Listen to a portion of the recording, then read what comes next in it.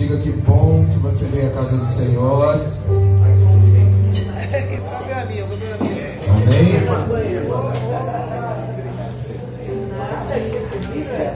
Muito obrigada. Muito obrigada.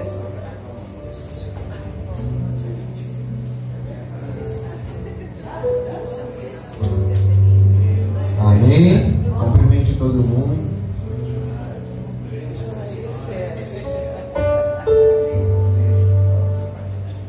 Amém? Glórias a Deus.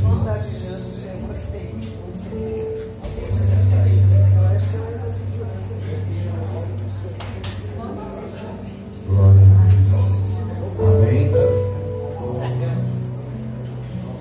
Alegrei-me quando me disseram: vamos à casa do Senhor.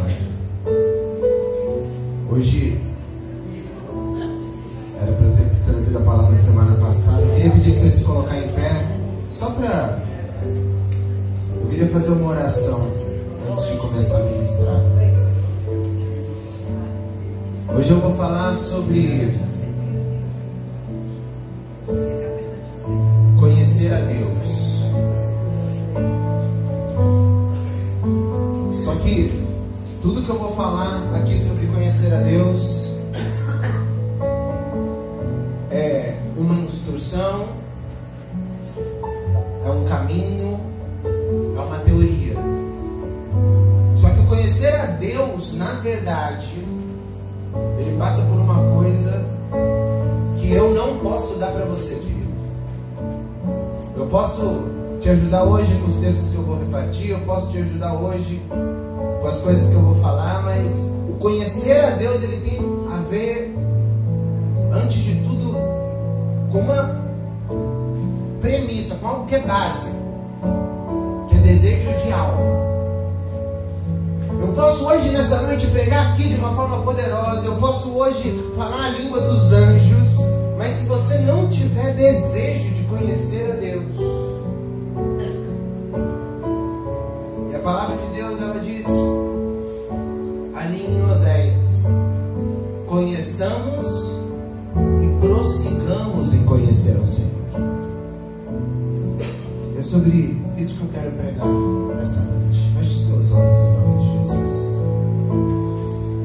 Eu quero que você feche os teus olhos nessa noite, que você fale para o Senhor do teu desejo de conhecer. Fala: Senhor, eu quero te conhecer de um jeito que eu não te conheci ainda. Eu quero te conhecer de um jeito que eu já não tenho te conhecido há algum tempo. Se tiver desejo, toda essa palavra, toda boa semente que eu vou lançar aqui nessa noite, ela vai frutificar. Fala para o Senhor, fala: Senhor, nessa noite eu quero te conhecer. Oh, Jesus, faz-nos, Senhor, conhecedores de Ti hoje, Senhor. Faz-nos conhecedores de coisas, Senhor, que necessitamos, que precisamos, Senhor. Oh, Jesus,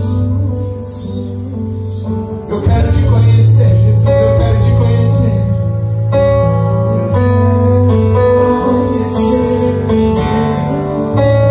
Oh, Senhor, eu quero te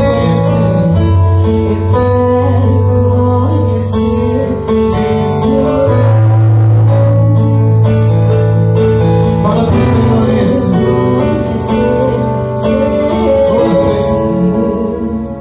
Eu quero te conhecer, Jesus. Que nessa noite, Jesus, nós possamos te encontrar. Que nessa noite, Senhor, nós possamos subir mais um degrau, Jesus. Nos faz conhecedores de Ti, Jesus.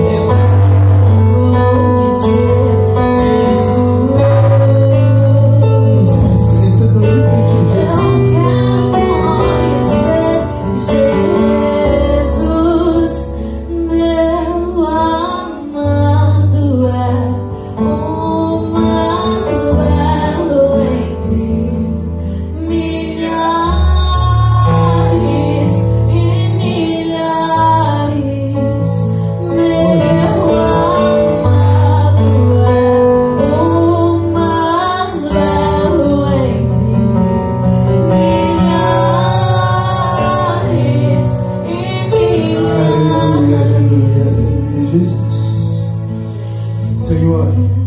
me coloco diante de Ti nesta noite. Que eu seja instrumento, Senhor. Que eu pregue, Senhor, sobre as coisas que eu preciso ouvir, Senhor. Que a Tua palavra seja testificação na vida dos Teus filhos e dos Teus servos. Que saiamos daqui mais perto de Ti, Senhor. Em nome de Jesus. Amém e amém. Aleluia. Aplauda ao Senhor em nome de Jesus. Amém. Em nome de Jesus, você pode se sentar. Amém. Glórias a Deus. Amém.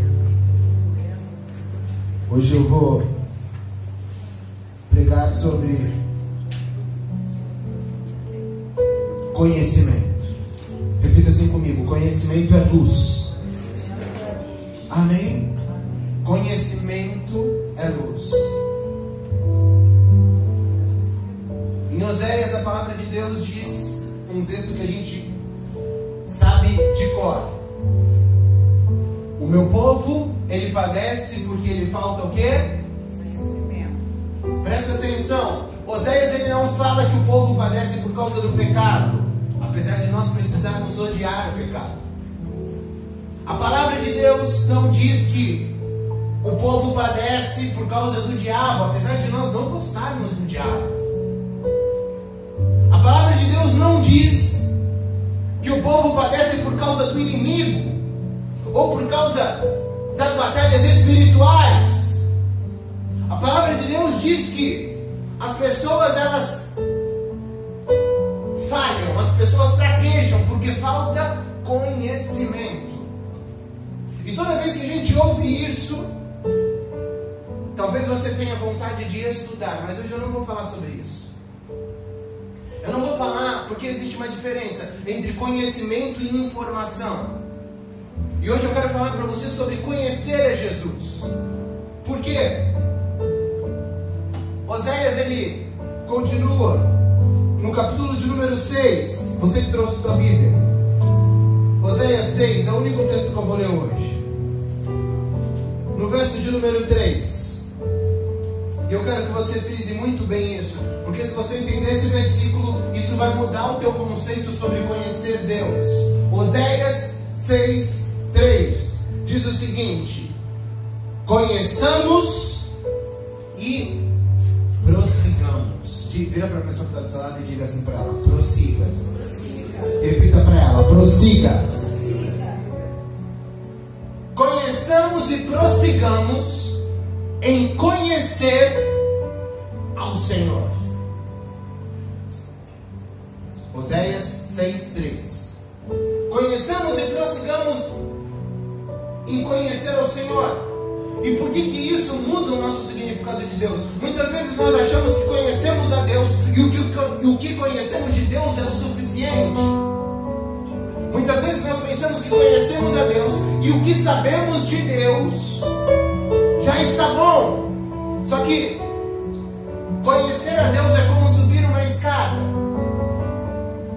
E uma escada que não vai acabar nunca. Ninguém conhece a Deus na sua plenitude, querido. É por isso que nós precisamos descer do nosso salto alto. É por isso que a gente precisa se humilhar. Por isso que a palavra de Deus ela tem tantos ensinamentos sobre isso, sobre humildade, sobre humilhação, sobre você se despir. Por quê? Para conhecermos a Deus, é necessário a gente acreditar que não o conhece totalmente ainda. Eu comecei essa palavra falando que precisa existir busca. Repita para você mesmo: é necessário. Repita para você mesmo: é necessário. Busca. Muitas vezes nós nos sentimos distante de Deus, mas a nossa vida não é uma vida de busca. E quando não existe a busca, não pode existir o conhecimento de quem Deus é. Quando a busca acontece, Cristo se revela. E Oséias, ele fala sobre isso. E o nosso principal objetivo precisa ser ser conhecer a Deus. E para conhecermos a Deus, nós só podemos encontrar Deus em Cristo Jesus. A única forma de conhecermos a Deus, olhando para alguém, é vermos a Cristo. Tudo que você pensa sobre Deus, mas não encontra em Jesus, você deve rejeitar. Tudo que você pensa que Deus é, mas Jesus não era, você deve rejeitar. Mas como assim? Eu tenho um exemplo muito bom sobre isso. A igreja desenhou por muito tempo a ideia de um Cristo bonzinho. De um Cristo bonzinho. Jesus não era bonzinho. Jesus era justo, porque Deus é justo. Jesus era misericordioso, sim. Jesus era amoroso, sim. Mas ele não era bonzinho do conceito que a gente tem muitas vezes de ele entende tudo. Uma vez uma pessoa virou para mim e falou: bispo, esse mês eu não consegui dar o dízimo, há muito tempo atrás. Deus entende, não entende? Eu falei: entende. Deus entende em tudo. E o grande problema é que Ele entende. E a gente pensa que Cristo é esse Senhor tolerável, que Deus é um Deus tolerável, que aceita tudo. A gente precisa olhar para a nossa vida, irmão, e entender que Cristo, Ele não é essa forma bondosa e de piedade, porque isso não está em Jesus. Jesus entrou no templo e Ele falou: olha o que vocês estão fazendo com a casa do meu pai. E Ele destruiu ali. E essa atitude não é atitude de alguém bonzinho. E a gente precisa olhar sobre as coisas que a gente pensa. E por que eu estou falando isso? A única tipificação de Deus está em Jesus. Nem Moisés, nem Abraão, nem Isaac, nem Jacó, nem Paulo, eles têm essência de Deus. Todos eles têm uma forma, uma visão. E a gente precisa parar. Estou lendo um livro que ele fala sobre isso. Não enxergue Deus pelos olhos dos outros. É muito bom todos esses que eu citei: Abraão, Isaac, Jacó, Paulo, Pedro. Mas sabe qual é o nosso problema? Se nós não olharmos para Jesus, a gente não consegue extrair tudo o que Deus tem. Só Jesus tem isso. Quer ver um exemplo? Lá em Lucas, no capítulo de número 9, no verso 51, não precisa, eu vou contar a história para vocês. Calma aí, deixa eu abrir aqui, que eu vou ver se é Lucas 9, 51. E aí você vai ver o problema de enxergar Deus pelos olhos dos outros, tá? Elias foi um homem de Deus, irmão? Elias foi um homem de Deus? Quem acha que Elias foi um homem de Deus? Elias foi um homem de Deus, um santo homem de Deus, profeta poderoso, homem cheio do Espírito Santo, homem de relação com Deus. Só que a perspectiva de Elias, ela muitas vezes não nos serve. Como não, bispo? Lucas, no capítulo de número 9, no verso de número 51. Quando se completavam os dias para que fosse levado aos céus, ele manifestou o firme propósito de ir para Jerusalém, e enviou mensageiros à sua frente. Estes foram e entraram no povoado dos samaritanos. Judeus e samaritanos, eles não se davam bem. Jesus, sabendo disso, manda os discípulos na frente e fala: olha, eu quero pregar lá, vão na frente vocês para ver como é que está o clima. Mas Jesus já sabia o que estava para acontecer. Verso de número 53. Mas os samaritanos não o receberam, pois viajaram para Jerusalém. Quando viram isso, os discípulos Tiago e João, o apóstolo do amor, Tiago e João disseram: Senhor, querem que mandemos descer fogo dos céus para os consumir? Tiago e João conheciam a Elias. Eles sabiam o que tinha acontecido pelas escrituras lá dos profetas de Baal. O que aconteceu? Elias orou, Deus mandou fogo do céu e o fogo consumiu os profetas de Baal. Olha o que Tiago e João falam: Senhor, vamos resolver aqui nosso problema. Vamos pegar e vamos mandar vir fogo do céu. Elias fez isso. E aí olha o que Jesus responde para eles. Ele, porém, voltando-se, repreendeu: Vós não sabeis de que espírito sois, pois o Filho do Homem não veio para destruir a vida dos homens, mas para salvá-la. Sabe o que é isso, irmão? A única perspectiva 100% que nós temos de Deus não está nem um grande homem como foi Elias. Sabe por quê? O fogo dos céus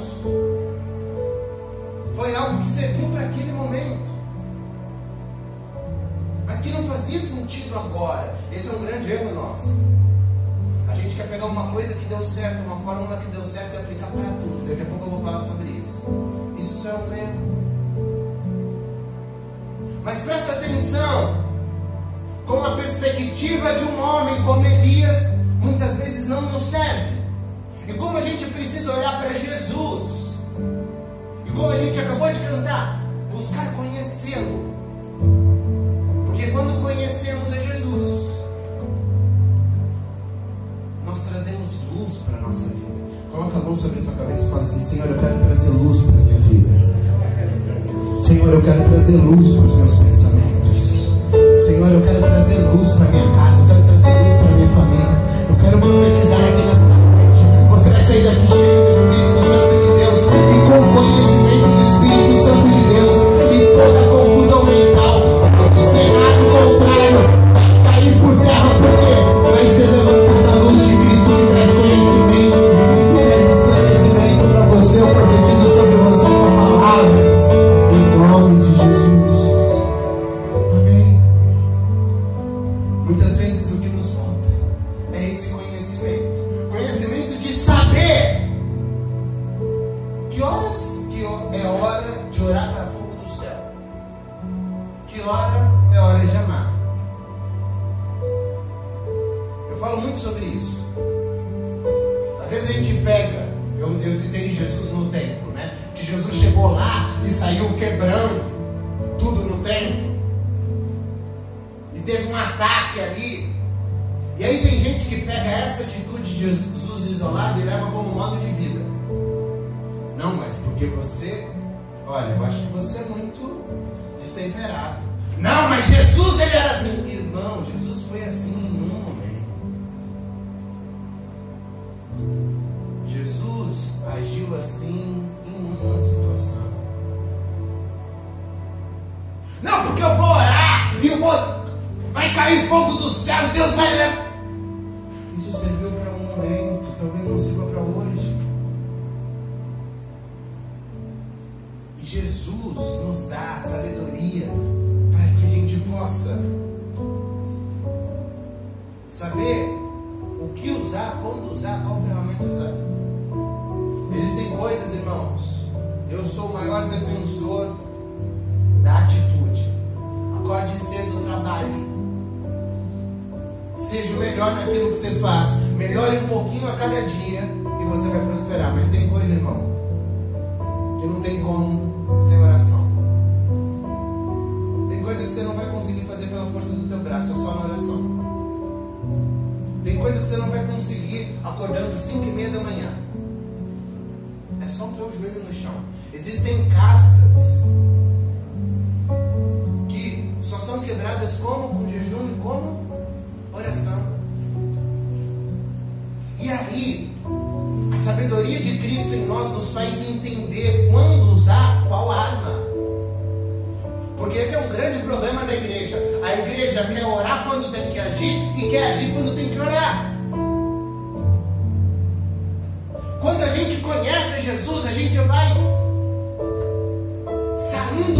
campo de dúvida, saindo desse campo de confusão, porque Jesus é a ação certa na hora certa.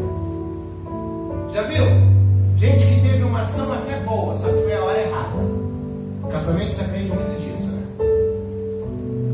Aquilo que você falou foi até, você tinha razão, a forma foi a correta, só o momento que não era aquele. O momento não era aquele. Eu estou aprendendo isso, você vai aprendendo. Você precisa mais do que a palavra certa, mais do que a forma certa, mais do que o conteúdo certo, a hora certa. Isso para tudo na nossa vida, no teu trabalho, isso serve. Tem coisa que não é aquela hora. Eu estava assistindo uma palestra do Bernardinho, técnico de vôlei, e ele treinava a seleção feminina de vôlei, e ele tinha lá, de todas as que ele treinava, todas as atletas, o ciclo menstrual delas. Ele tinha uma tabela com o ciclo menstrual. Aí ele sabia, ó, essa daqui. E aí ele pegou uma Olimpíada lá, ele falou o nome de uma atleta, eu não lembro, e ele falou, era um jogo de semifinal de Olimpíada, e ela estava naqueles dias. E treinamento muito forte, E ele berrava com o time todo, a hora que ele virava para ela, ele sorria. E ela era a que menos estava fazendo ponto. Ele esbravejava daquele jeito, a hora que virava para ela, ele sorria. Por quê, irmão? É necessário a hora certa. E Cristo é essa sensibilidade. Quando conhecemos a Deus, temos essa sensibilidade. Uma pessoa cheia do Espírito Santo, uma pessoa com a revelação de Cristo, ela tem a sensibilidade de ter a ação certa na hora certa, de agir corretamente. E eu falei sobre uma palavra aqui que faz toda a diferença. Nós conhecemos a Cristo por revelação. Conhecemos a Cristo por revelação. Nós estamos em uma era que é a era da informação. Eu estava lendo um artigo que fala sobre um imperador romano. Eu não lembro o nome dele, mas era um imperador poderoso. E a informação que esse imperador tinha no tempo dele é semelhante a que uma criança de 9 anos tem nos dias de hoje. O homem mais poderoso da Terra, há, sei lá, 2000 anos atrás, tem a mesma informação. Que criança que tem 9 anos aqui na igreja? A Clara. A Clara. 10? Nem a Clara. A Clara já está na frente. Já. O Pedro tem 9? 10 também? Você imagina só. Pega a Clarinha e o Pedro aqui na igreja e fala assim: agora vocês vão ser imperador de Roma. Vocês vão dominar o mundo. Porque a informação que o cara tinha é a mesma que eles têm pelo acesso à informação. Só que sabe de uma coisa, irmão? A gente se prende muito às informações que temos. E eu vou te falar, um homem com informação, ele não consegue chegar a caminhos onde o homem só chega com revelação. Existem lugares que você só vai pela revelação, que a informação não te leva. Existem dias que você só consegue sustentar a tua vida se você tiver revelação. E aí você pega um homem na Bíblia. Eu posso falar sobre Adão, posso falar sobre Abraão, posso falar sobre Noé. Homens que viram a Cristo revelado. De forma revelada, Cristo se revelou a eles. A diferença de informação para revelação é a seguinte: informação é tudo aquilo que vem do homem. Revelação é o que Deus fala para você. Quem já ouviu a voz de Deus aqui? Quem já ouviu a voz de Deus? Levanta a mão. Já ouviu? Isso daí é revelação. A revelação nos sustenta. A revelação nos mantém de pé. A revelação nos faz ir além. A revelação faz com que o homem possa permanecer no dia mau. Só que o problema é que hoje nós queremos informação. Nós queremos saber como é que é. Queremos ter argumento. Queremos debater. Irmão, você está falando com uma pessoa que eu sou uma pessoa muito argumentativa. As coisas para mim elas precisam ter um porquê. E eu gosto de saber. E o Samuel, ele parece que a pastora Paula fala que ele me puxou todo, né? Aí ontem ele foi para Niterói, foi de barca com ela. E aí avisou lá, crianças precisam colocar colete, não sei o que. Ele falou, mamãe, cadê o meu colete, salva-vida? Não, filho, ninguém coloca. Não, mas falou ali que precisa colocar. Não, mas ninguém coloca. Ué, mas por que ele falou? Ah, porque fala, filho, mas você fala, por que não coloca? E aí ela fica quieta, garoto, e ser sério. Essa geração, ela já vem assim, né? Essa geração já vem questionando. E eu sou uma pessoa que sou muito assim. Só que a gente precisa entender uma coisa, irmão. E aí tem a ver com o texto que eu falei. Conheçamos e prossigamos em conhecer a Deus. Tem a ver com isso. Sabe por quê? Porque se a gente não abre mão da informação, de sermos bem informados, não, porque eu sou esclarecido. Para ver o Cristo revelado, a gente não consegue evoluir na nossa fé. E às vezes a gente vem na igreja buscando informação, buscando conhecimento, e esquece que o que nos sustenta não é a informação, não é o conhecimento.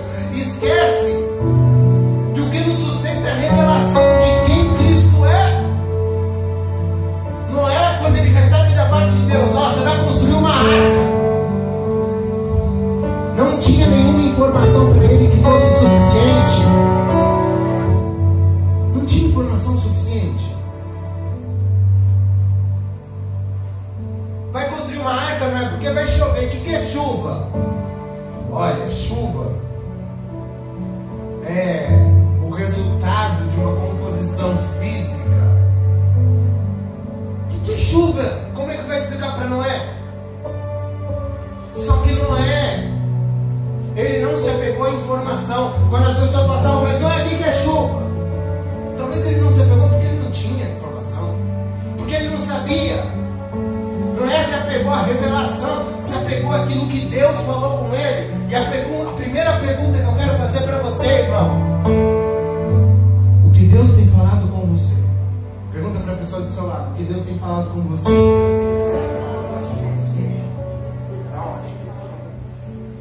O que Deus, pergunta para a pessoa que está do seu lado de novo: o que Deus tem falado com você?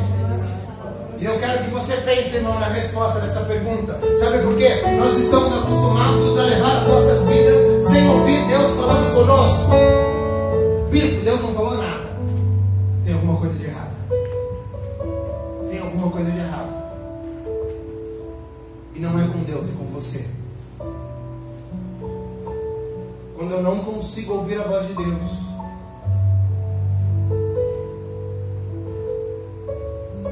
procuro clamar: Pai, fala comigo. Só que a gente não pode se acostumar a viver uma vida sem ouvir a voz de Deus. Existe uma geração que é uma geração fria dentro da igreja, porque aprendeu a conviver sem ouvir a voz de Deus, aprendeu a conviver sem ter a revelação de quem Cristo é, e hoje se sustenta somente por um texto que está na Bíblia, se sustenta somente pela condição de entregar o dízimo. Irmão, Deus não precisa do teu dinheiro. Se sustenta somente pelo apelo emocional de louvar junto com os outros irmãos. Se sustenta somente por participar de um grupo coletivo autodenominado igreja. O que sustenta uma fé cristã não é nada disso que eu te falei. O que sustenta uma fé cristã não igreja. O que sustenta uma fé cristã não é participar com os teus irmãos do louvor. O que sustenta uma fé cristã não é entregar dízimo. O que sustenta uma fé cristã é você ter uma revelação da parte de Deus. Revelação tem a ver com propósito. Hoje todo mundo fala de propósito. Revelação tem a ver com propósito. Irmão, dentro do Evangelho, qual que é o teu propósito hoje? Ontem à noite eu estava conversando com a pastora Paula sobre isso. Eu falei, cara, a gente não pode caminhar a nossa vida dentro da igreja. Estava falando de mim e dela. Sem propósito claro. Sem propósito claro. A gente não pode, você não pode dar uma aula no Kids sem um propósito claro para ficar com criança. Você não traz edificação para ninguém. Eu vou pregar aqui hoje, eu não posso vir e pregar só para encher linguiça até 8h30 sem um propósito claro. Hoje eu vim aqui repartir com você com um propósito claro, querido. Eu tenho um propósito claro daquilo que eu quero. Eu quero que por esta mensagem você suba um degrau na tua escala de conhecimento de Cristo. Só um degrau. Não precisa ir lá no céu não. Só um degrau. Eu já preguei, já quis levar as pessoas no céu, irmão. Hoje eu quero só um degrau. Hoje sobe um degrau. Amanhã sobe um degrau. E a gente vai aprendendo que vida com Deus é sobre consistência. Vida com Deus não é correr 100 metros rasos. Vida com Deus é correr uma maratona. Já viu maratona São Silvestre? A hora que começa São Silvestre, aí tem aquela imagem de cima, mas aí tem o Superman, tem o Homem-Aranha, tá todo mundo ali, né? Aí daqui a pouco, dada a largada, tem sempre um que sai, ele sai correndo. Nos primeiros 300 metros, ele vai na frente, ele aparece ali, ele tem os seus 10 segundos de fama. Nunca vi um desse ganhar, irmão. Nunca vi um desse ganhar. Ele consegue ficar 300 metros. E isso é até engraçado, né? Porque ele é lúdico. Tem um cara que vai para maratona e ele domina o primeiro quilômetro. Ou os primeiros 5 quilômetros. Eu estava lendo uma estatística que maratona aberta de rua, tipo a São Silvestre, o líder nos primeiros 5 quilômetros, ele não fica entre os 200 primeiros. O líder, ele não fica entre os 200 primeiros. Nunca ficou. Olha que loucura.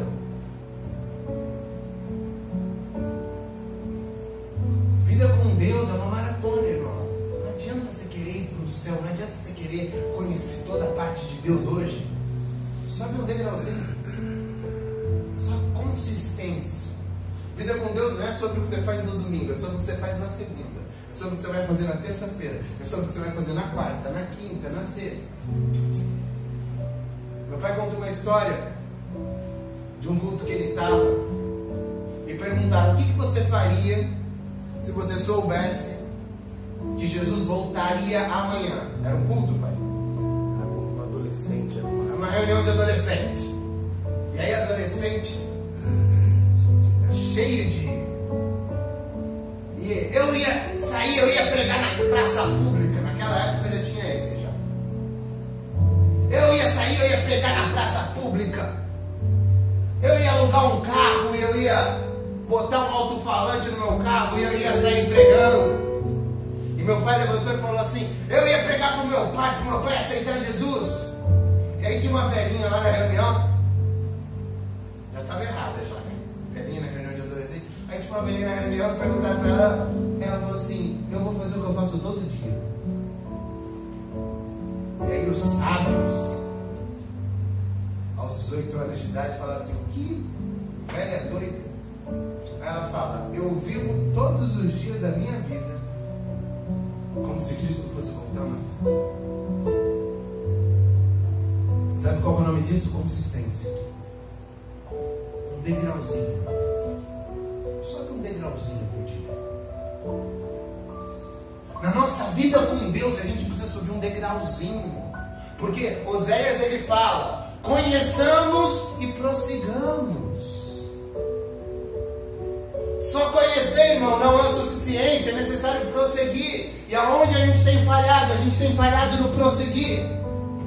A gente tem falhado nessa falta de consistência. Só que sabe de uma coisa, irmão? Essa palavra ela pode ser muito boa, mas ela não vai conseguir fazer você buscar Deus, buscar conhecimento de Deus, buscar revelação de Deus. Essa palavra por si só não pode produzir isso. É necessário que você deseje.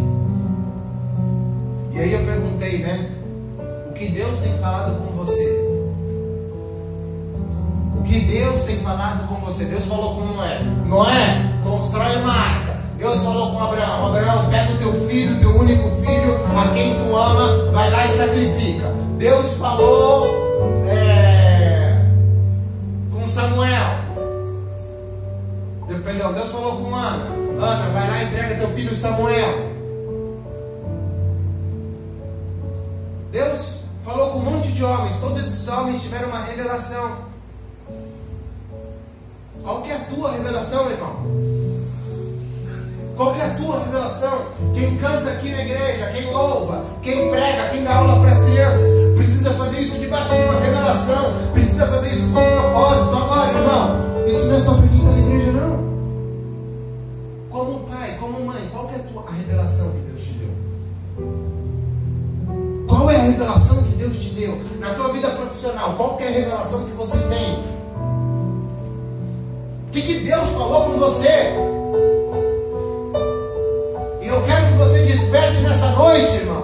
Porque não dá pra gente viver uma vida inteira sem ouvir a voz de Deus. E aí vim aqui no domingo à noite e falar: Senhor, eu quero os teus caminhos. Que caminho, irmão, você quer? Está vivendo a vida toda sem ouvir a voz de Deus? O que quer que façais, façais para a glória e honra do nome do Senhor. Mas vamos vivendo a nossa vida. No teu trabalho, irmão, o que Deus tem falado com você? Alguma coisa Deus tem que falar. E aí eu vou te falar uma coisa. Tem uma lição que Jacó ele dá. Isso, como tudo, não serve para todos os momentos. Não dá para você agarrar o anjo e falar assim: anjo, você não vai sair daqui a todo momento. Mas em alguns momentos eu acredito que dá. Por isso que está na palavra de Deus. E a gente precisa pegar Deus e falar: Senhor, fala comigo hoje. Eu quero encontrar um caminho. Eu quero encontrar um caminho. Eu quero encontrar um caminho para ter a revelação daquilo que o Senhor tem para mim. E quando a gente tem essa revelação, a gente precisa fazer a revelação ser maior do que a informação que nós temos. Todas as coisas que te falaram, todos os pregadores que você já ouviu, de todos os livros que você já leu, nada pode se sobrepor a quem Cristo é no teu coração. Os discípulos, quando eles estão a caminho de Emaús, Jesus Cristo havia morrido, tinha ressuscitado, e aí Jesus Cristo aparece para eles ali, do lado deles, e começa a falar das Escrituras. Sabe o que um fala para o outro? Porventura não ardia o coração enquanto ele falava. Sabe o que é isso, irmão? Revelação de quem era Cristo. A revelação de quem é Cristo é maior do que as nossas teses ou as nossas ideias. Eu tenho um monte de tese, irmão. Eu tenho um monte de ideia. Eu tenho tese sobre o Evangelho, eu tenho ideia sobre o Evangelho. Eu tenho tese sobre a igreja, eu tenho ideia sobre a igreja. Eu tenho tese sobre texto, sobre essa mesa aqui. Só que nada das coisas que eu penso pode ser maior do que a revelação de Cristo no meu coração, do que a revelação de quem Cristo é no meu coração. Para conhecer a Deus é necessário revelação. Para conhecer a Deus, a gente precisa de confiança. Sabe por que confiança? Evangelho, ele é feito de coisas que muitas vezes nós desconhecemos. Muitas vezes por quê? Algumas vezes Deus vai usar os caminhos que nós conhecemos, mas nem sempre, na maioria das vezes, Cristo ele se manifesta no desconhecido. Ele nos leva a cenários desconhecidos, ele nos leva a cenários desfavoráveis para que ele possa se manifestar. O mar da Galileia é um mar calmíssimo, calmíssimo, calmíssimo. E os discípulos, eles pegam ali uma tempestade. Aquela tempestade é o quê? É uma permissão da parte de Deus para que Deus pudesse se manifestar. E era necessário que os discípulos tivessem o quê? Confiança. Deus fala para Pedro, vem. Para Pedro não, Deus fala para o barco. E aí Pedro sai ali na água e começa a andar sobre as águas. Enquanto Pedro olhava para Cristo, Pedro tinha confiança. A partir do momento, e a palavra de Deus é muito clara, olhando para o mar, olhando para a tempestade, a hora que ele tira os olhos de Cristo, o que acontece com ele? Ele começa o quê, irmão? A afundar. Por quê? Enquanto estamos olhando para Cristo e temos confiança nele, nós temos a revelação de quem ele é. Agora, irmão, sabe que vida nós queremos? Nós queremos levar uma vida de conforto, no sentido de que tudo ande como planejamos. Queremos uma vida confortável, e o Evangelho não é isso. Evangelho não é isso. Evangelho muitas vezes vai passar por você passar por desconfortos. Evangelho muitas vezes vai passar por você passar por situações difíceis. E difíceis não é prova, não é luta. É você não entender bem o que está acontecendo. Quem já passou ou está passando por alguma situação na sua vida, dizer, não consegue entender bem o que está acontecendo. Levanta tua mão. Levanta a mão. Quem está passando por uma situação dessa, levanta tua mão. Fica com a tua mão levantada. Eu quero profetizar sobre você. Como Pedro olhou para Cristo, e ali ele teve a revelação de quem ele era, de que ele era a calmaria em meio à tempestade. Sobre as tempestades que você tem passado, eu profetizo da parte de Deus isso. O Senhor vai se mostrar essa calmaria. Eu profetizo sobre a tua vida em nome de Jesus. O poder desta palavra. O Senhor vai se manifestar em calmaria. Sobre você está o poder desta palavra. Em nome de Jesus. Amém? A revelação ela se dá pela confiança. Tem coisa, irmão, que não vai adiantar. É fé. Não vai adiantar você explicar aqui. Eu falei sobre informação, né? A informação ela é inimiga da fé. Quanto mais informação você tem, muitas vezes menos fé você vai ter. E esse é o problema da gente se alimentar de muita informação. A quantidade de informação que a gente recebe acaba virando um limitador para a nossa fé. Olha, Noé, não vai adiantar de nada você construir esse barco, porque a gente não sabe nem que é chuva. Você está falando que vai chover? Noé, eu trouxe alguns físicos aqui que eles podem explicar que esse fenômeno que você diz que vai cair água do céu, ele não aconteceu nos últimos tantos anos. Olha, Abraão,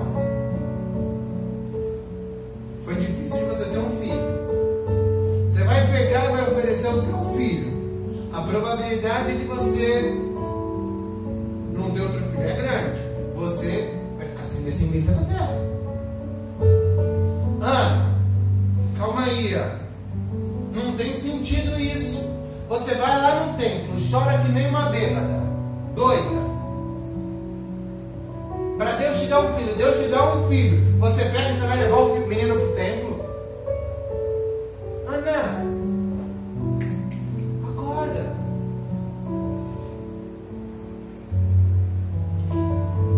Jovem rico,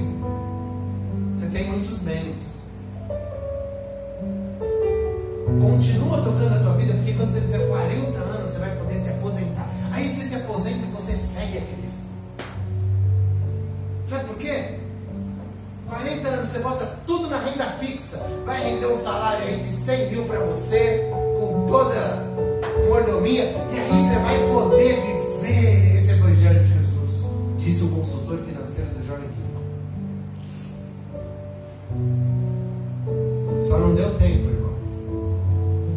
Às vezes é muita informação que a gente tem. Eu estou pregando para mim aqui nessa noite, irmão. Porque às vezes a gente se alimenta de muita coisa, quando deveríamos pautar o conhecimento de Cristo na nossa fé. Quem aqui, Cristo já abriu portas que você pensou que nunca poderiam ser abertas? Levanta a sua mão. Quem aqui, Cristo te livrou de situações que você pensou que não ia sair? Levanta a sua mão. Quem aqui já teve experiência de milagres que você falou, isso daqui não vai ter como acontecer, e aconteceu? Sabe o que é isso, irmão? Isso é testemunho. Sabe o que é um testemunho, irmão? O testemunho, ele tem um sentido. Testemunho é alguém dizer, contar sobre algo. E ele tem um sentido na nossa vida cristã. É trazer edificação. Por exemplo, se eu pego aqui e falo assim, olha, tem uma pessoa enferma, e ela estava enferma, e ela foi curada aqui nessa noite. A igreja dá glória a Deus. O que acontece? As pessoas que estão enfermas, ou que tem pessoas enfermas na sua casa, elas vão sair edificadas por aquilo que foi feito. É assim ou não é? É assim. Esse é o princípio do testemunho. Agora presta atenção, irmão. Deus nos deu testemunhos pessoais que nós não olhamos. Deus nos deu testemunhos pessoais que a gente mesmo não observa. Deus não vai trazer, irmão, testemunhos para você ouvir, porque muitas vezes Deus quer que você olhe para os teus testemunhos. E a gente aprende a conviver e a viver uma vida com Deus sem olhar aquilo que Deus já fez na nossa vida. Gente que reclama da vida, irmão, sabe o que é um sinal de que não olha para os testemunhos pessoais que tem? Ai, amanhã é segunda-feira. Olha para os testemunhos pessoais que você tem. Gratidão. Deus se revela na nossa gratidão. Ai, porque minha vida está horrível. Ai, porque isso, ai, porque isso, ai, porque aquilo, ai, porque aquilo. Eu falo muito isso com a pastora Paula, porque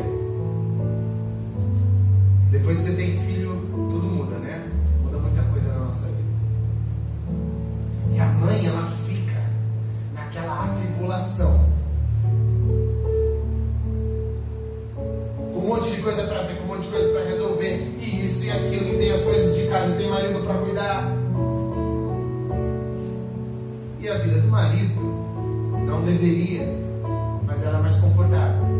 Não deveria, porque o homem, ele tem o mesmo compromisso. E às vezes ela fala assim, ai, um exemplo, tem que fazer, vou usar um exemplo mais lúdico, tá? Ela fala assim,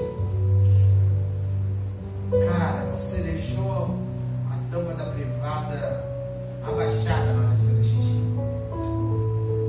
Aí eu falo assim pra ela, olha, dá um glória a Deus, porque tem um monte de mulher que queria ter um marido para fazer xixi com a tampa abaixada. Ah, mas você deixou a cueca. Eu falei, dá um glória a Deus, minha filha, que tinha um monte de mulher. Isso aí é hipocrisia, meu irmão, sem vergonhice de não fazer as coisas como devem ser feitas.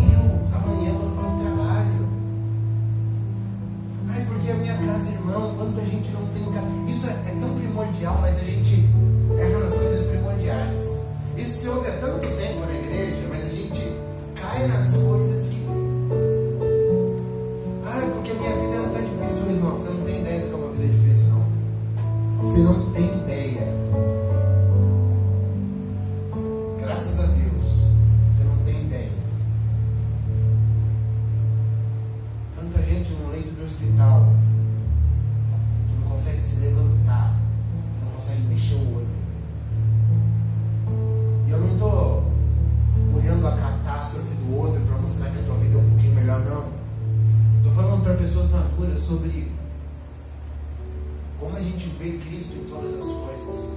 Como a gente pode olhar para Deus das coisas que Ele nos tirou,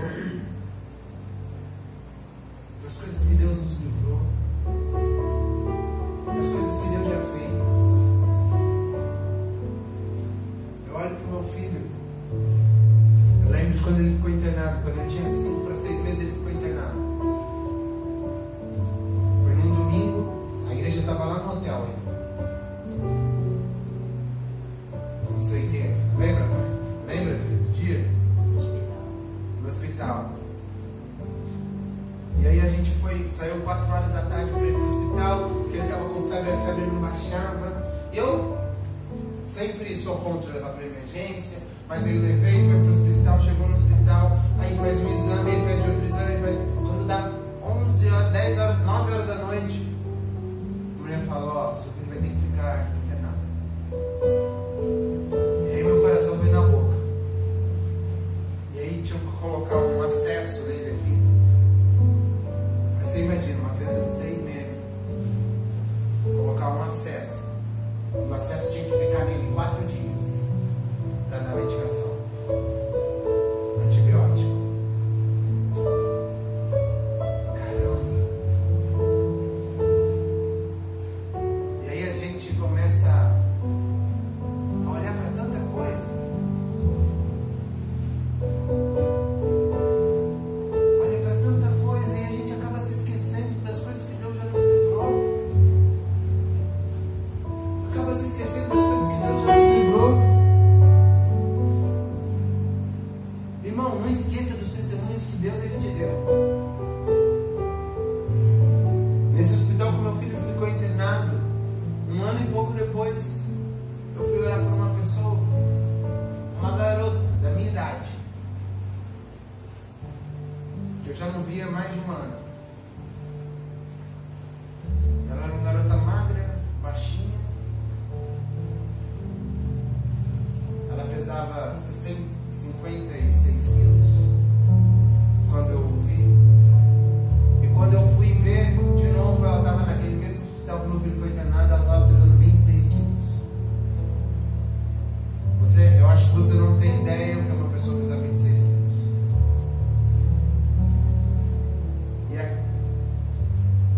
E eu entrei naquele quarto, e era um quarto do lado do que o Samuel tinha ficado internado. E eu saí chocado.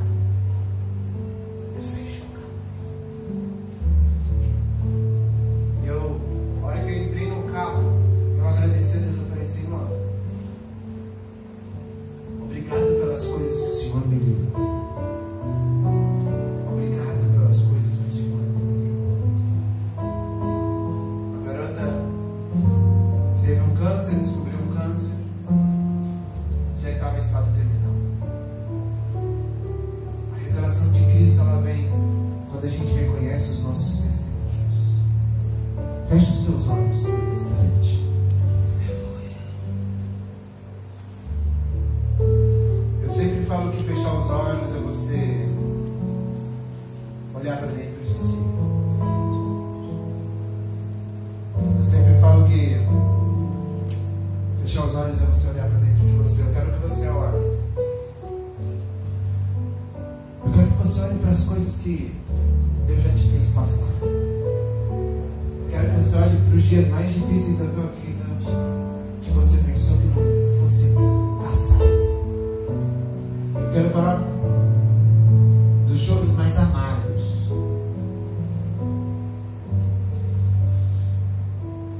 Lembra desses dias, lembra dessas noites, lembra desses choros. E hoje você está aqui. Irmão, isso não é uma palavra motivacional para você olhar como a tua vida ficou, era ruim e como ela está boa hoje. Não é isso. Isso é testemunho vivo do poder de Deus. Isso é testemunho vivo do poder de Deus. A gente precisa conhecer Jesus. A gente precisa conhecer Jesus. Você precisa de uma revelação de Cristo.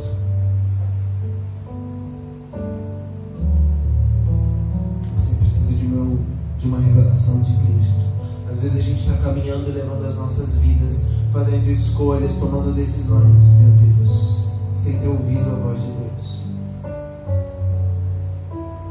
O que Deus falou para você? O que Deus falou para você?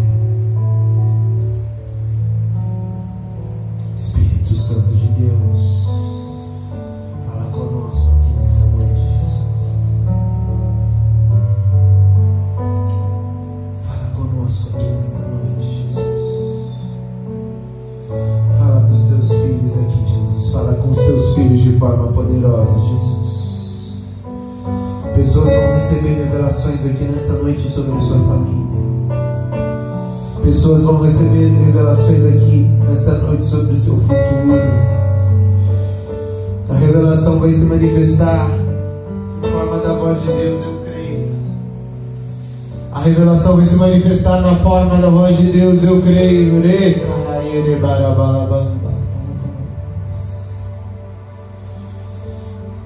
Espírito Santo de Deus, fala os corações, Jesus.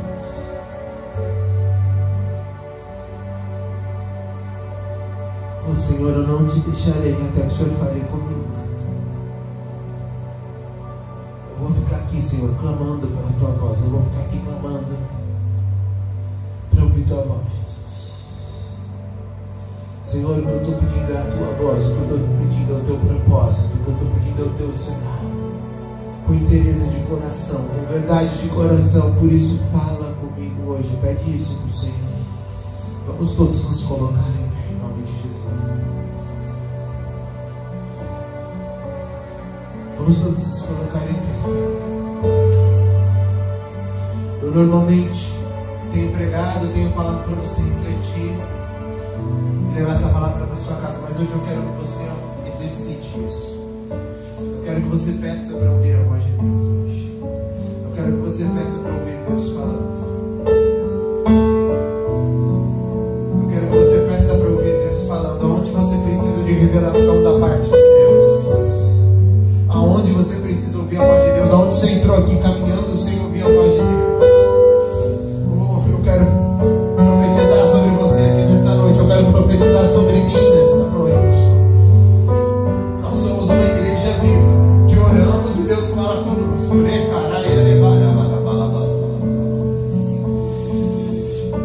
Espírito Santo de Deus, vem fala conosco. Pessoas aqui que precisam de revelações, abram as suas bocas. Pessoas aqui que estão perdidas, abram as suas bocas. Abram as suas bocas, porque o Senhor é voz que fala ao coração. Eu creio num Cristo que é vivo. Eu creio num Cristo que fala. Eu creio num Cristo que se manifesta. Oh, começa a pedir, Senhor, eu ouvi tua voz. Muitos estão enfraquecidos porque estão sem ouvir. Estão enfraquecidos porque estão sem ouvir. Senhor, o Senhor é voz para as famílias. O Senhor é voz para os negócios. O Senhor é voz para a vida profissional.